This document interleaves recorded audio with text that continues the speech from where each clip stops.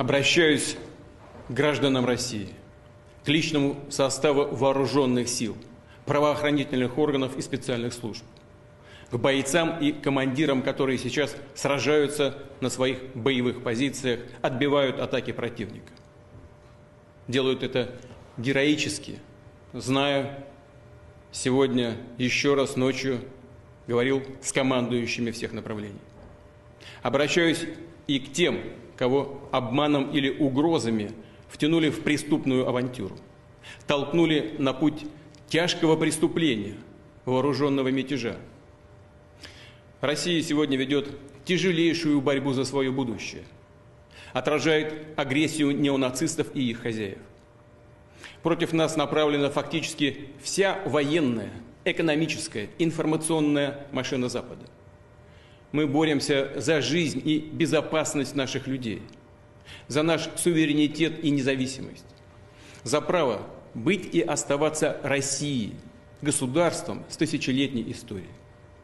Эта битва, когда решается судьба нашего народа, требует единения всех сил, единства, консолидации и ответственности, когда в сторону должно быть отброшено все, что ослабляет нас. Любые распри, которыми могут воспользоваться и пользуются наши внешние враги, чтобы подорвать нас изнутри.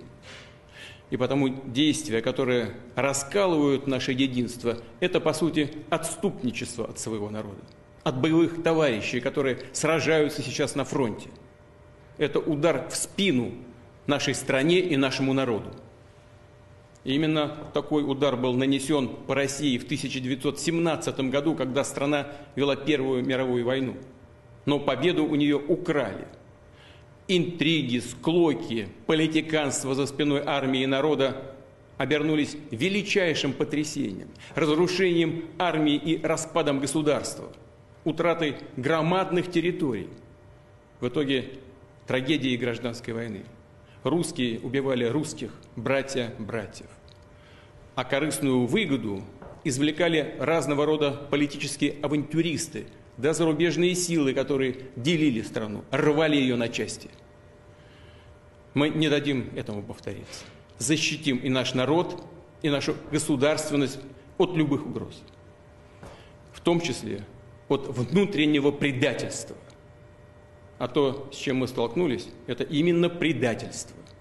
Непомерные амбиции и личные интересы привели к измене.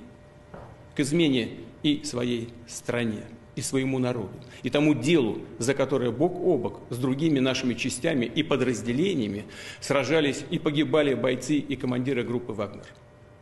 Герои, которые освобождали Солидар и Артемовск, города и поселки Донбасса, сражались и отдавали свои жизни за Новороссию, за единство русского мира. Их имя и славу тоже предали те, кто пытается организовать мятеж, толкает страну к анархии и братоубийству, к поражению в конечном итоге и к капитуляции. Повторю, любая внутренняя смута – смертельная угроза для нашей государственности, для нас, как нации. Это удар по России, по нашему народу. И наши действия по защите Отечества от такой угрозы будут жесткие.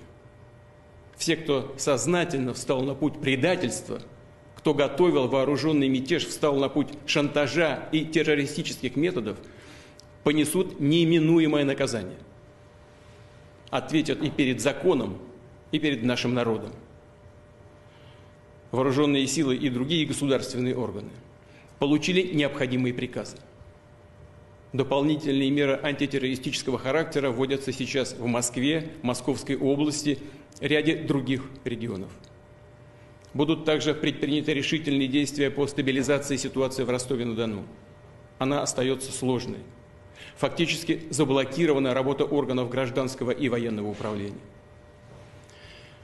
Как президент России и верховный главнокомандующий, как гражданин России сделаю все, чтобы отстоять страну, защитить конституционный строй, жизни и безопасности, свободу граждан.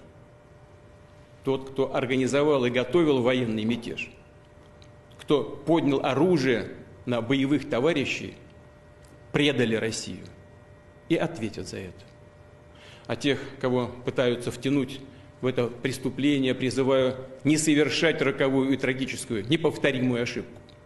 Сделать единственно правильный выбор – прекратить участие в преступных действиях. Верю, что мы сбережем и отстоим то, что дорого и свято для нас.